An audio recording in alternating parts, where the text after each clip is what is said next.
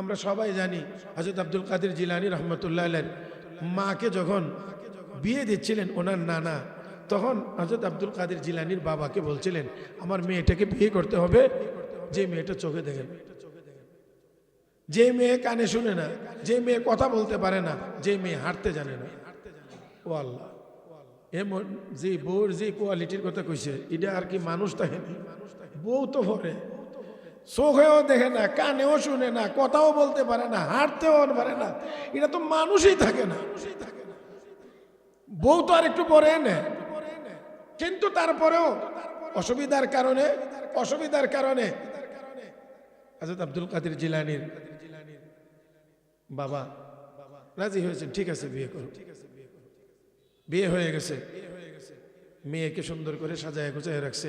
এবার যাও তুমি তোমার স্ত্রীকে গিয়ে দেখে আসো। এবার দেখতে গিয়ে দেখে চোখও আছে, কথাও বলতে পারে, কানেও শুনে, হাঁটতেও পারে, একটাও তো মিলছে না। দৌড়াই আসছে, আইসা কো শ্বশুর আব্বা বললেন কি আর ঘরে রাখলেন কি? কি বলছিলাম? আমরা বলছিলেন আপনার মেয়ে কানে শুনে না। সে তো কানে শুনে। বলছিলেন কথা বলতে পারে না, সে তো কথা বলতে পারে। বলছিলেন সে হাঁটতে পারে না, হাঁটতেও পারে, চোখেও দেখে। বাবা আমি যেটা বলছি আমারটা তুমি বুঝো নাই, তুমি যেটা বুঝছো এটা আমি বলিনি। আলহামদুলিল্লাহি রাব্বিল আলামিন।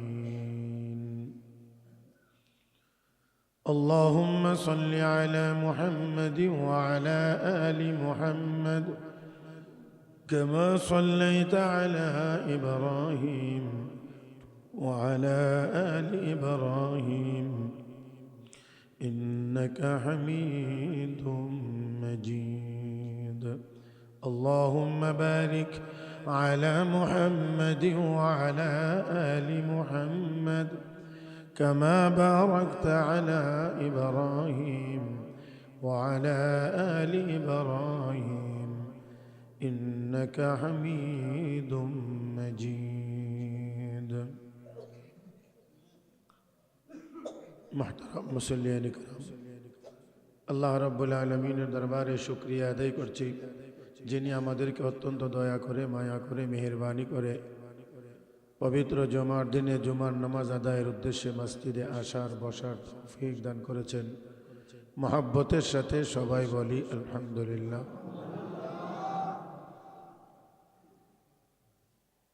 দুনিয়ার জীবনে মানুষ চলাফেরার ক্ষেত্রে কিছু সুবিধা কিছু অসুবিধা দুটোটাই আছে, কিন্তু মরণের পরে আমাদের জীবন দুই ভাগে বিভক্ত, একদিকে জাহান্নাম আর একদিকে জান্নাত। যারা জাহান্নামী হবে তারা শান্তি কি জিনিস, আরাম কি জিনিস এটা কখনোই চিন্তাও করতে পারবে না, কল্পনাও করতে পারবে না। জান্নাতি যারা হবে তারা কষ্ট কোন জিনিসের নাম সেটাও তারা কোনোদিন কোনো কিছু টের পাবে না। জান্নাত এবং জাহান্নাম উভয়ের মাঝখানে একটা জায়গা আছে, এটার নাম আরাফ। এটা জান্নাতও না, জাহান্নামও না। কোন জাহান্নামীকে যদি জাহান্নাম থেকে উঠায়া এই আরাফে নিয়ে রাখে তাহলে সে মনে করবে যে আমি জান্নাতে চলে এসেছি। জাহান্নামীকে যদি জাহান্নাম থেকে বের করে আরাফে নিয়ে রাখা হয় সে আরামে ঘুমিয়ে পড়বে আর মনে মনে চিন্তা করবে আমি জান্নাতে চলে এসেছি। কোন জান্নাতীকে যদি কিছুক্ষণের জন্য জান্নাত থেকে বের করে আরাফে নিয়ে রাখা হয় তাহলে সে মনে করবে যে আমি দুজখে চলে এসেছি। তাহলে মোটামুটি ভাবে জান্নাতীরা কোনো কষ্ট দেখবে না, আর জাহান্নামীরা কোনো সুখ শান্তি কি জিনিস সেটা কখনোই দেখতে পারবে না।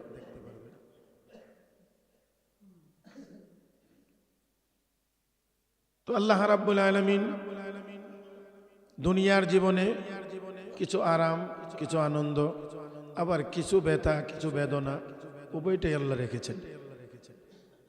বান্দার কাজ হলো যখন কোনো নিয়ামত প্রাপ্ত হবে তখন শুকরিয়া আদায় করবে, যদি কোনো বিপদে পড়ে যায় তাহলে ধৈর্য ধারণ করবে। কৃতজ্ঞতা আদায়কারীকে শাকির বলা হয়, শুকরিয়া আদায়কারী কৃতজ্ঞ। আল্লাহ রাব্বুল আলামিন শাকিরের উপরে সন্তুষ্ট। কোরআনে কারীমে শুধু সন্তুষ্ট না, আল্লাহ ঘোষণা করেছেন লা ইন শাকারতুম লা আযীদান্নাকুম, শুকরিয়া যদি আদায় করো তাহলে নিয়ামত আরো বাড়ায়া দেওয়া হবে। ওয়ালা ইন কাফারতুম ইন্না আযাবি লাশাদীদ, অকৃতজ্ঞ হলে আমার আযাব বড় কঠোর। সাথে এটাও মনে রাখতে হবে আল্লাহ রাব্বুল আলামিন অন্য আয়াতে ঘোষণা করেছেন মান শাকারা ফা ইন্নামা ইয়াশকুরু লিনাফসি, যে শুকরিয়া আদায় করবে তার নিজের উপকার হবে, নিজের কল্যাণ হবে। আর কেউ যদি কৃতজ্ঞতা আদায় করে না, ওমান কাফারা ফা ইন্নাল্লাহা গানিয়্যুন আনিল আলামিন ফা ইন্না রাব্বি গানিয়্যুন কারীম। বিভিন্ন আয়াতে আল্লাহ বর্ণনা করেছেন যে আল্লাহ রাব্বুল আলামিন বলেন আমি কাহারও শুকরিয়ার মুকাফেক্ষী, যে আমরা শুকরিয়া আদায় করলে আল্লাহর কোনো কিছু লাভ হবে, কোনো কিছু বাড়বে এমন না, বরঞ্চ লাভ যতটুকু হবে, ভালো যতটুকু হবে, সবটাই হবে আমাদের। আর যদি কোনো বিপদেই পড়ে যায়, কোনো মুসিবত যদি সামনে চলে আসে, তাহলে মুমিনের কাজ হলো সবর করা। রাসূলকে আল্লাহ নির্দেশ দিয়ে বলছেন ফাসবির ওয়াসবির, এরকম আল্লাহ অনেক জায়গায় নবীকে লক্ষ্য করে সরাসরি বলছেন আপনি নিজে ধৈর্য ধারণ করেন। তো দুনিয়ার জীবনে কিছু দুঃখ কষ্ট বিপদ আপদ আছে, আবার আরামও আছে, ভালো আছে। একজন মানুষ একেবারে দুনিয়ার জীবনে সব দিক থেকে সুখী এটা হতে পারবে না। কিছু না কিছু, কিছু না কিছু, ছোট বড় কিছু না কিছু অসুবিধা তার থাকবেই। আবার একজন মানুষ একেবারেই শুধু বিপদগ্রস্তই থাকবে না, সেও কিছু না কিছু শান্তি আরাম উপভোগ করবে। দুনিয়ার জীবনে কোনো মানুষ যদি বিপদে পড়ে, কোনো সমস্যার সম্মুখীন যদি হয়, তাহলে তাকে সাহায্য করার মতো অনেক লোক থাকে। নিকটতম আত্মীয় স্বজন তার উপকারে আসে, কল্যাণে আসে। একেবারে যদি নিকটতম কোনো মানুষ একেবারেই নাও থাকে, তারপরেও দুনিয়ার মানুষ, একজন মানুষ এক জায়গায় থাকলে পাড়া প্রতিবেশী হিসাবে, গ্রাম হিসাবে, মহল্লা হিসাবে সেও একটা সহযোগিতা পায়। কিন্তু কিয়ামতের দিন আল্লাহ রাব্বুল আলামিন বলেন ইয়াউমা লা ইয়ানফাউ মালু ওয়ালা বানুন, সন্তানও উপকারে আসবে না, সম্পদও উপকারে আসবে না।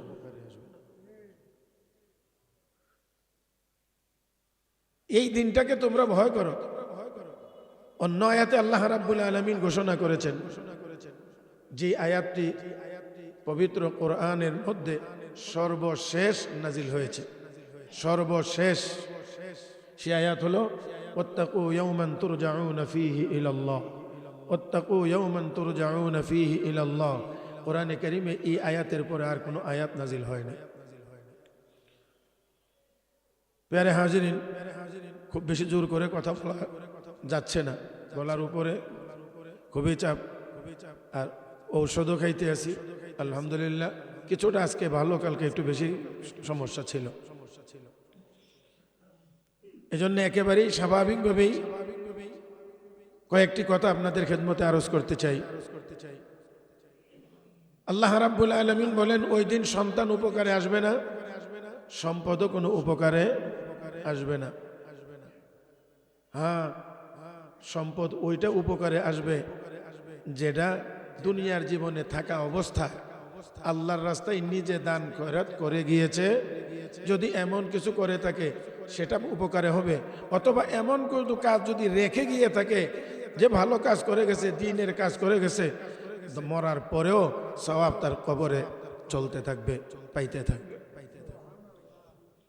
রব্বে করিম বলেন ইন্না নাহনু নুহয়িল মাউতা ওয়া নাকতুবু মা কদ্দামু ওয়া আসারহুম ওয়া কুল্লা শাইইন আহসাইনাহু ফি ইমামিন মুবিন। আল্লাহ বলেন, বান্দা তুমি যেই নেক আমলগুলো আগে পাঠিয়ে দিচ্ছ এটারও হিসাব আমার কাছে আছে। যেই নেক আমল চলমান রেখে দুনিয়া থেকে চলে এসেছো ওইটার হিসাবও আমার কাছে আছে। তাহলে বান্দার আমল দুই রকমের হবে। আমরা এখন জীবদ্দশায় যে নেক আমলগুলো করতেছি এই নেক আমলগুলোর সওয়াব অ্যাকাউন্টে জমা হইতে আছে। আমরা গিয়ে ওই আমলের সাথে সাক্ষাৎ হবে। হাদিস শরীফ আল্লাহ রসুল বলেছেন, মানুষ যখন ইন্তেকাল করে তখন তার কবরে তার মাথার পাশে আসে কোরআন, তার ডান দিকে আসে নামাজ, তার বাম দিকে আসে রোজা এবং অন্যান্য নেক আমলগুলো তার পায়ের দিক দিয়ে আসে। আযাবের ফেরেশতা আসতে চাইলে সবাই মিলে তাকে বাধা প্রদান করে, লোকটাকে আযাব হইতে দেয় না। কবরে আমি আর আপনি সবাই একা। এখানে কোনো সন্তান, কোনো পিতার সাথে কোনো সন্তান কবরে যায় না। শুধু লাশ রাখা পর্যন্ত। এই জন্য আল্লাহ রসুল বলেছেন, আদম সন্তানের 3 প্রকারের বন্ধু আছে। প্রত্যেকটা মানুষের 3 প্রকারের বন্ধু আছে। যেই 3 প্রকারের বন্ধু কবর পর্যন্ত যায়। 2 বন্ধু চলে আসে আর 1 জন সাথে থাকে।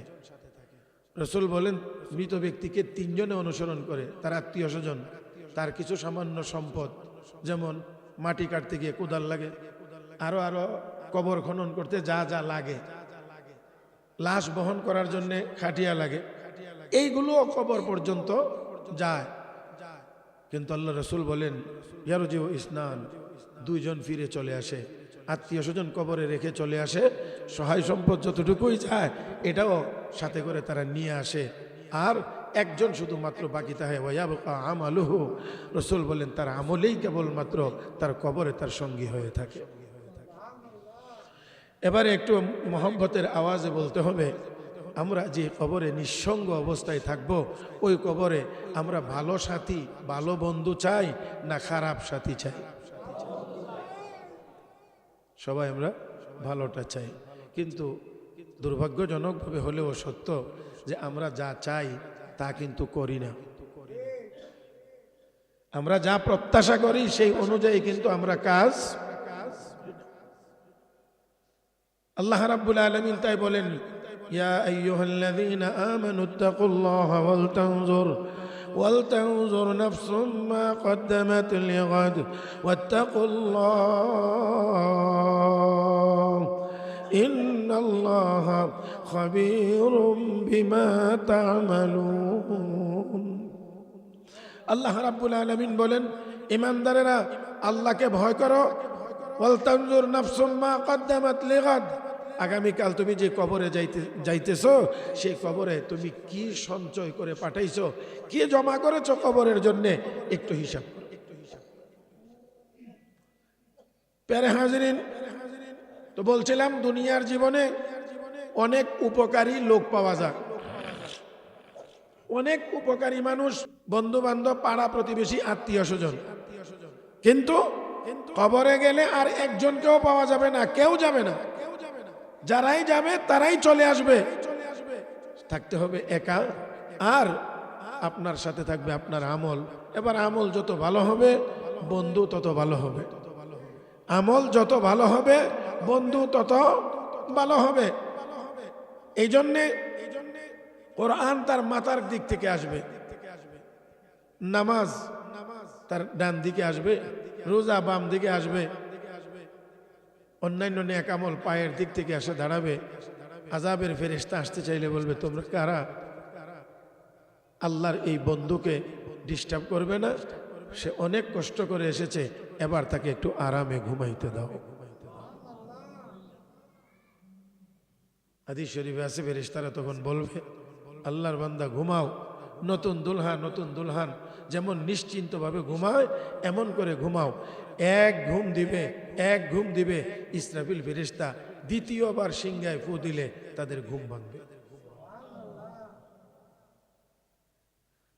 এজন্য কবি বড় সুন্দর করে বলেছেন, জাগ না হে জাগ লো আফলাক কি ছায়া তলে, হাসর তক সোনা পড়েগা খাক কি ছায়া তলে। ও মানুষ, জাগবার প্রয়োজন তো দুনিয়াতে জাগো, জাগবার প্রয়োজন, জাগ্রত থাকার প্রয়োজন তো দুনিয়াতে জাগো। তার মানে শেষ রাতে জাগ্রত হয়ে আল্লাহর সামনে দাঁড়াও নামাজে, মালিকের কদমে সেজদা দাও। ঘুমাইবা তো গিয়ে কবরে, এমন ঘুম দিবা যে তোমার হাজার হাজার বছর যাবে, তোমার ঘুম কেউ ভাঙাবে না। প্যারে হাজরিন, তো আল্লাহ রাব্বুল আলামিন আয়াতে কারিমার মধ্যে ঘোষণা করেছেন, ওই দিনকে ভয় করো, ওয়াত্তাকু ইয়াওমান। বলছিলাম যে কোরআনে এই আয়াতের পরে আর কোনো আয়াত নাজিল হয়নি, সর্বশেষ এই আয়াত নাজিল হয়েছে। তোমরা ওই দিনটাকে ভয় করো যে দিন তোমাদেরকে আল্লাহর নিকট ফিরিয়ে নেওয়া হবে। ওয়াত্তাকু ইয়াওমান তুরজাউনা ফীহি ইলাল্লাহ, তোমাদের সবাইকে ফিরিয়ে নেওয়া হবে, সেই সবার মধ্যে আমরাও নাই না আছি। আল্লাহ রাব্বুল আলামিন সর্বশেষ যে আয়াত নাজিল করলেন কোরআনে, যে আয়াতের মাধ্যমে কোরআন নাজিলের সমাপ্তি ঘটল, সেই আয়াতের মেসেজ কি? সে আয়াতে আল্লাহ কি বলতে চাইছেন? বান্দাকে স্মরণ করে দিয়েছেন, দুনিয়াই তোমার শেষ না, ওই শেষ দিনের কথা, ওই শেষ দিনের কথা একটু চিন্তা করো, ওই দিনটাকে তোমরা একটু ভয় করো। আল্লাহ রাব্বুল আলামিন বলেন, সুম্মা তুওয়াফা কুল্লু নাফসিম মা কাসাবাত, দুনিয়ার জীবনে যা কামাই করেছো তার পরিপূর্ণ বদলা ওই দিন তোমাদেরকে দেওয়া হবে। ওহুম লা ইউজলামুন, কাহার উপরে আবার জুলুমও করা হবে। আল্লাহ কাহার উপরে জুলুম করবেন না, কাহার উপরে জুলুম করবেন না। প্যারে হাজরিন, লক্ষ্য করেন আল্লাহ রাব্বুল আলামিন কিছু কিছু মানুষকে চিরকালের জন্য জাহান্নাম দিবেন, কিছু কিছু মানুষকে আল্লাহ জাহান্নামে দিলেও আবার তাকে মাফ করে জান্নাতে যাওয়ার সুযোগ দেবেন। যারা চিরকাল জাহান্নামে থাকবে তারা হলো কাফির মুশরিক, যাদের ঈমান নাই। ঈমান যার নাই, নাজাতের কোনো ব্যবস্থা তার। ঈমান আছে, নেক আমল নাই, আল্লাহ চাইলে মাফ করে দিতে পারেন, আর না হয় তাকে সাজা ভোগ করার পরে জান্নাতে যাওয়ার সুযোগ দেওয়া হবে। তো ঈমান ছাড়া কোনো মানুষ জান্নাতে যাইতে পারবে না। এখন কথা হলো, একজন মানুষ দুনিয়াতে অপরাধ করলে 60 বছর করছে, অন্যায় করলে 50 বছর করছে, অন্যায় করলে 100 বছর করছে, গুনাহ করলে 200 বছর করছে। হ্যাঁ, 200 বছর করছে। এই 200 বছর, 100 বছর, 50 বছর, 60 বছরের অন্যায় আর অপরাধের কারণে চিরকাল তাকে জাহান্নামের আগুনে জ্বালানো, এটা কি যৌক্তিক? একেবারে সোজা না হয়ে গেছে না?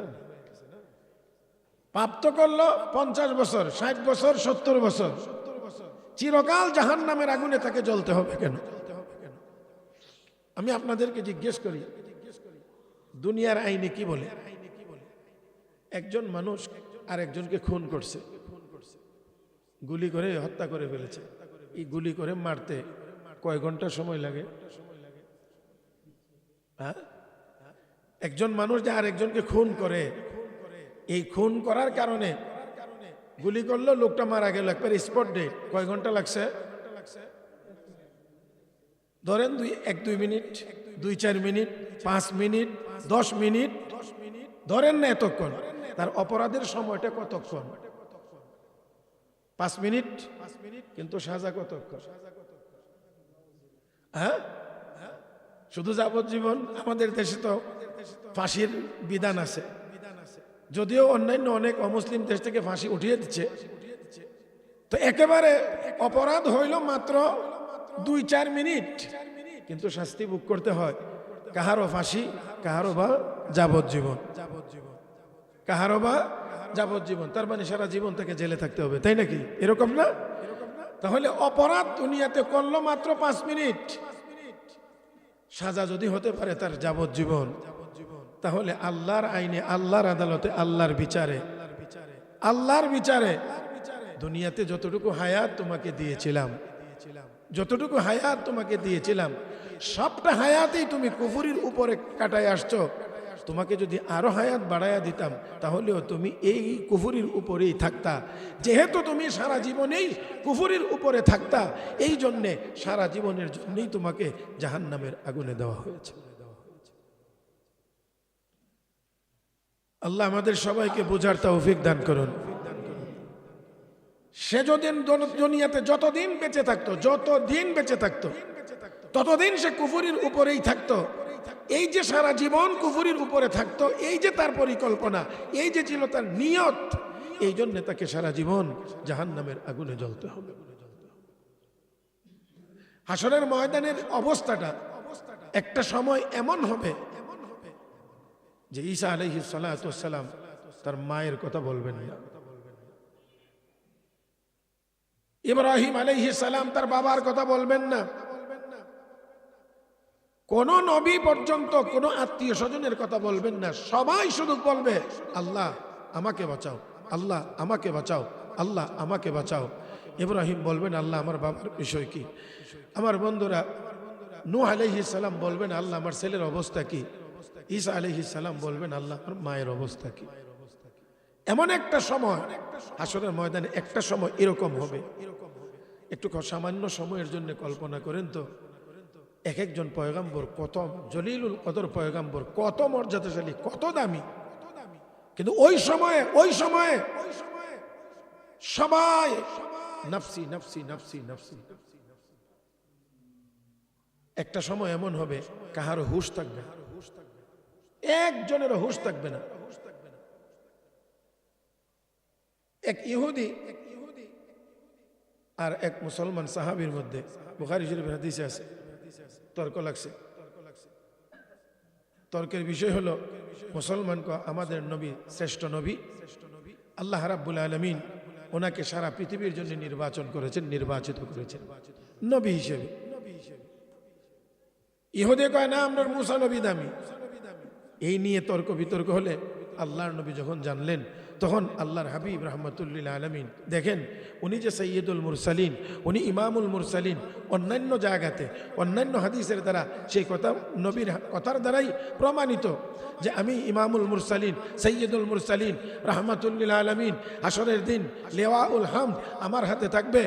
এরকম অনেকগুলো জিনিস আল্লাহর নবী ঘোষণা করেছেন, যেগুলো যে আমাকে আল্লাহ আনা সাইয়্যিদু ওয়ালদি আদম ইয়াউমাল কিয়ামা, কিয়ামতের দিন আমি সকল আদম সন্তানের নেতা হব।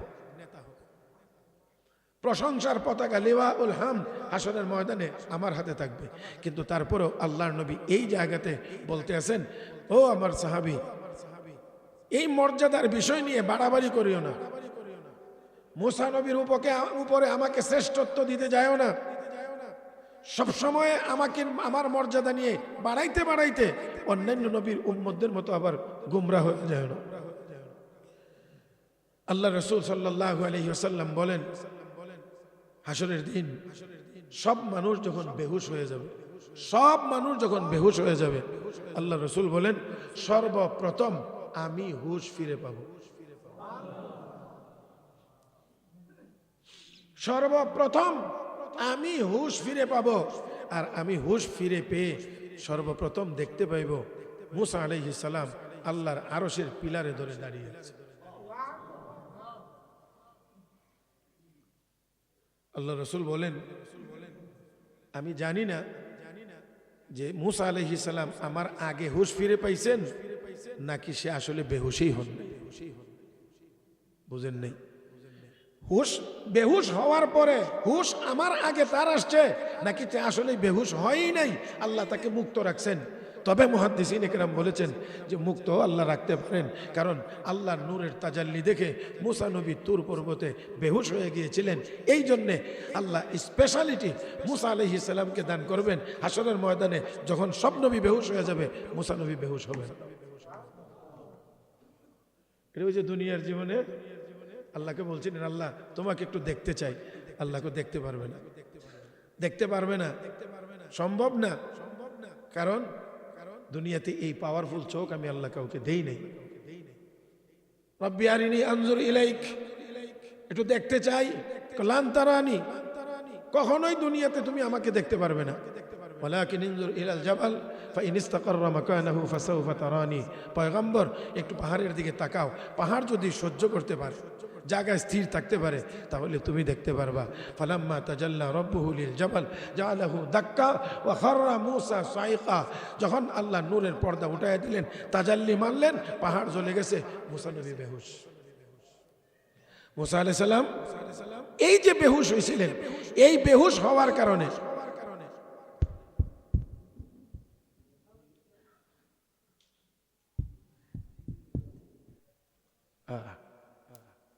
আমরা তো মূসা নবীর বেহুশের কথা কইতেছি, মাইক দিয়ে বেহুশ হয়ে গেল কেন? আমারও গলায় সমস্যা, আজকে হয়েছে মাইকের সমস্যা। যাক, তো এই যে মূসা আলাইহিস সালাম বেহুশ হয়েছিলেন, এই জন্য আল্লাহ হাসরের ময়দানে ওনাকে এই বেহুশ হওয়া থেকে মুক্তিও দান করতে পারেন। এই জন্য নবী কয়, আমি হুশ ফিরে পেয়ে দেখবো মূসা আলাইহিস সালাম পিলারের সাথে দাঁড়িয়ে আছে ধরে, উনি কি বেহুশ হয়েছে নাকি হয় নাই, কোনোটাই আমি জানি না। আমার ভাইয়েরা দেখেন লারাসারা দিয়া আর একটু বাড়েনি। প্যারে হাজিরিন, তো হাসরের ময়দানে একটা সময় এমন আসবে, নবী পর্যন্ত বেহুশ, সবাই বলবে নাফসি নাফসি নাফসি নাফসি। আর আমাদের কি দুর্ভাগ্য, বাংলাদেশে এমন পীরেরও দাবি করছে যে জান্নাতের সার্টিফিকেট দুনিয়াতেই, সে নাকি সার্টিফিকেটও বিতরণ করত। আস্তাগফিরুল্লাহ আস্তাগফিরুল্লাহ আস্তাগফিরুল্লাহ। হ্যাঁ, একটা সময় গিয়ে উলামায়ে কেরাম সুপারিশের সুযোগ পাবেন, শহীদগণ সুযোগ পাবেন, হাজী সাহেবরা সুযোগ পাবেন, তালিবুল ইলমরা সুযোগ পাবেন, কিন্তু একটা সময় এমন যাবে পয়গম্বর পর্যন্ত বেহুশ হয়ে থাকবে। বলেন দেখি ওই সময়টায় আমার আপনার অবস্থাটা কেমন হবে? সেই সময়ের বর্ণনা দিয়েই আল্লাহ রাব্বুল আলামিন বলছেন, ইয়াউমা ইয়াফিরুল মারউ মিন আখি, ভাইয়ের কাছ থেকে পলায়ন করবে, ওয়া উম্মিহি, মার কাছ থেকে পলায়ন করবে, ওয়া আবিহি, বাবার কাছ থেকে পলায়ন করবে, ওয়া সাহিবাতিহি, তার স্ত্রীর কাছ থেকে পলায়ন করবে, ওয়া বানি, তার সন্তানের কাছ থেকে পলায়ন করবে। পলায়ন করবে মানে চিনবে না। মার কাছে যদি কেউ যা গিয়ে বলবে, মা আজকে তো আমি বিপদে, একটু সহযোগিতা করো, মা বলবে আমার সন্তান তো দুনিয়াতে ছিল ঠিক আছে, কিন্তু তুমি কে, তোমাকে তো চিনি না।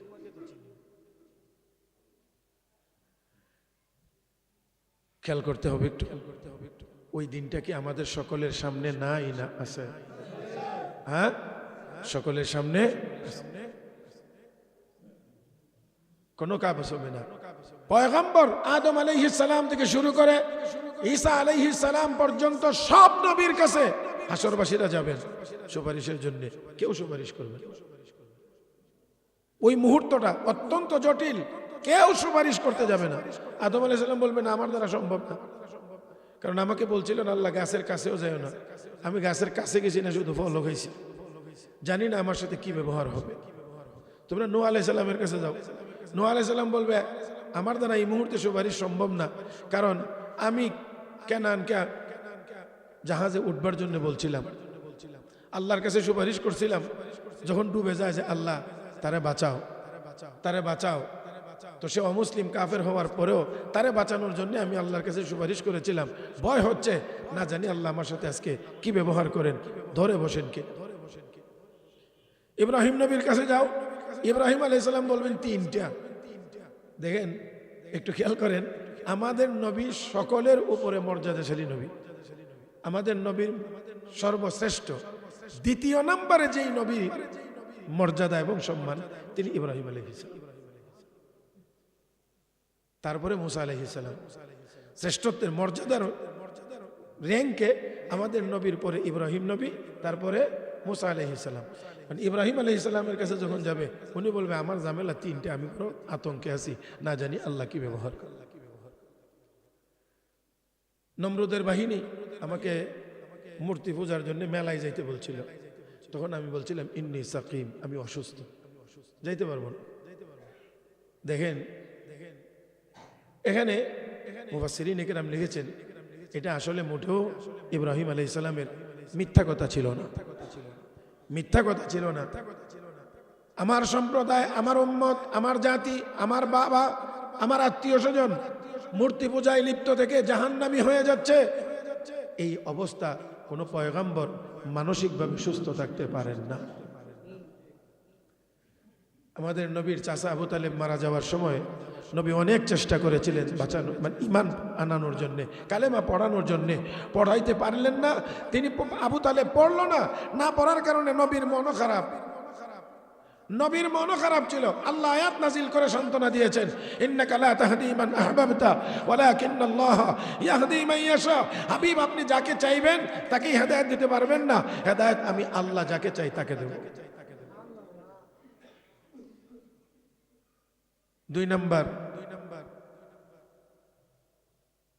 ইব্রাহিম আলাইহিস সালাতু ওয়াসসালাম বলবেন, আমি আমার স্ত্রীকে নিয়ে এক এলাকা দিয়ে যাচ্ছিলাম, আর ওই এলাকার শাসক ছিল বড় দুশ্চরিত্র।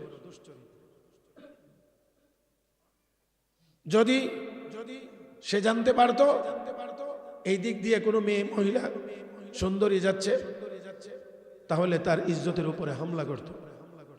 কিন্তু যদি কোনো পুরুষ মানুষ বলতো যে সে আমার বোন হয়, তাহলে তার উপরে সে হামলা করত। এই জন্য এই জালেমের বলার প্রেক্ষিতে জিজ্ঞাসা যখন আমাকে করেছে সাথে কে, তখন আমি বলছিলাম সে আমার বোন।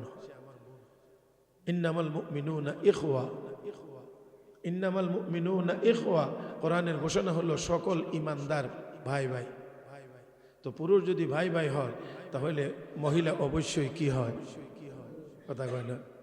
যদি পুরুষ ভাই হয়, তাহলে পুরুষ আর মহিলায় ইমানদারের ক্ষেত্রে, ইমানের ক্ষেত্রে কি হয়? ইব্রাহিম নবী সেই কথাই বলেছেন, সেই কথাই বলেছিলেন। কিন্তু বাহ্যিকভাবে এটা দেখা যায়, বাহ্যিকভাবে এটা ছিল শুনতে একটু ভিন্ন রকম। উনি বলছেন একটা, আর তারা বুঝছে এমন। তো আমরা সবাই জানি হযরত আব্দুল কাদের জিলানী রহমতুল্লাহ আলাইহির মাকে যখন বিয়ে দিচ্ছিলেন ওনার নানা, তখন হযরত আব্দুল কাদের জিলানীর বাবাকে বলছিলেন, আমার মেয়েটাকে বিয়ে করতে হবে যে মেয়েটা চোখে দেখে না, যে মেয়ে কানে শুনে না, যে মেয়ে কথা বলতে পারে না, যে মেয়ে হাঁটতে জানে না। ও আল্লাহ, এমন যে বউর যে কোয়ালিটির কথা কইছে, এটা আর কি মানুষ থাকে? বউ তো ভরে, চোখেও দেখে না, কানেও শুনে না, কথাও বলতে পারে না, হাঁটতেও পারে না, এটা তো মানুষই থাকে না। বউ তো আর একটু পরে নেয়, কিন্তু তারপরেও অসুবিধার কারণে হযরত আব্দুল কাদের জিলানীর বাবা রাজি হয়েছেন, ঠিক আছে বিয়ে করো। বিয়ে হয়ে গেছে, মেয়েকে সুন্দর করে সাজায় গুছায় রাখছে। এবার যাও তুমি তোমার স্ত্রীকে গিয়ে দেখে আসো। এবার দেখতে গিয়ে দেখে চোখও আছে, কথাও বলতে পারে, কানেও শুনে, হাঁটতেও পারে, একটাও তো মিলছে না। দৌড়াই আসছে, আইসা কো শ্বশুর আব্বা বললেন কি আর ঘরে রাখলেন কি? কি বলছিলাম? আমরা বলছিলেন আপনার মেয়ে কানে শুনে না। সে তো কানে শুনে। বলছিলেন কথা বলতে পারে না, সে তো কথা বলতে পারে। বলছিলেন সে হাঁটতে পারে না, হাঁটতেও পারে, চোখেও দেখে। বাবা, আমি যেটা বলছি আমারটা তুমি বুঝো নাই, তুমি যেটা বুঝছো এটা আমি বলি নাই। তাহলে আপনি কি বলছেন? আমি বলছি আমার মেয়ে কানে শুনে নাই, শুনে না। এটা হলো আমার মেয়ে যখন থেকে সাবালক হয়েছে, তখন থেকে আমার মেয়ে কোনো পরপুরুষের কথা তার কান দিয়ে শুনে নাই, কোনো পরপুরুষকে তার চোখ দিয়ে কোনোদিন দেখে নাই, কোনো পরপুরুষের কাছে সে তার পায়ে হেঁটে কোনোদিন যায় নাই, কোনো পরপুরুষের সাথে সে কোনোদিন কথা বলে নাই। আমি বলছি এটা, আর তুমি যেটা বুঝছো এটা হইলো একেবারে সোজাটা, শুনলেই যেটা বোঝা যায় এটা। আর আমি যেটা বুঝাইছি, আমি বুঝাইছি সেটা। তোমার মতো একজন নেককার ছেলেকে হাতছাড়া করা যায় না। এই জন্যে তোমাকে আমি অনেক দিন বাহানা করে আমার বাগানের কাজ করার শর্তে তোমাকে আটকিয়ে রেখেছিলাম। এতদিনেই আমি আটকায় রাখছি, তোমার শাশুড়ি যতদিনের কথা বলেছে মেয়েটাকে কখন বিয়ে দেওয়া যাবে, যে এত বছর পরে বিয়ে দেওয়া যাবে, এই এত বছরই তোমাকে আটকায় রাখলাম, যাও আমার মেয়েকে দিয়ে দিলাম, দোয়া করছি আল্লাহ যেন তোমাদেরকে শান্তিময় জীবন দান করেন। ওই দম্পতির ভিতর থেকেই আল্লাহ হযরত আব্দুল কাদের জিলানীর জন্ম দিয়েছিলেন। প্যারে হাজিরিন, কথা আজকে আর বাড়াইতে পারবো না, এখান পর্যন্তই রাখতে হবে, কারণ আমি কথা বলতে গিয়া কোনো মানে চাপ দিতেই পারছি না। যদি একটু চাপ দেই তো আওয়াজ আরো বেশি ভাঙ্গা বাইর হয়, আরো ভাঙ্গা আওয়াজ বের হয়। এই জন্যে শুধু এতটুকু কথা, বাকি কথা পুরা করবো ইনশাআল্লাহ আল্লাহ সুস্থ রাখলে আগামী জুমা। যে কোনো পয়গাম্বর একটা সময় এমন হবে যেই সময়ে কোনো পয়গাম্বর সুপারিশ করতে পারবেন না, এমন একটা অবস্থা হবে, বেহুশ হবে। সেই দিনটা তো আমার আপনার সকলের সামনে আছে। ইয়াউমা লা ইয়ানফাউ মালু ওয়ালা বানুন, আল্লাহ বলেন ওই দিন তোমার সম্পদও কাজে আসবে না, সন্তানও কাজে আসবে না। এতটুকু পর্যন্ত শুধু ইব্রাহিম আলাইহিস সালাম পর্যন্ত রাখলাম, বাকি কথাগুলো ইনশাআল্লাহ বলবো। এতটুকু স্মরণ রেখেন যে ইব্রাহিম আলাইহিস সালামের কাছে হাসরবাসীরা যাবে। বাকি অংশটা আরও কিছু কথা, গুরুত্বপূর্ণ কথা আছে ইনশাআল্লাহ, সেগুলো আগামী জুমায় ইনশাআল্লাহ বলার চেষ্টা করব। যতটুকু বলেছি আল্লাহ যেন আমাদেরকে বুঝবার এবং আমল করার তৌফিক দান করেন, পরকালের জন্য আমাদেরকে যেন সঞ্চয় করার তৌফিক দান করেন। ওয়া আখিরু দাওয়ানা আনিল হামদুলিল্লাহি রাব্বিল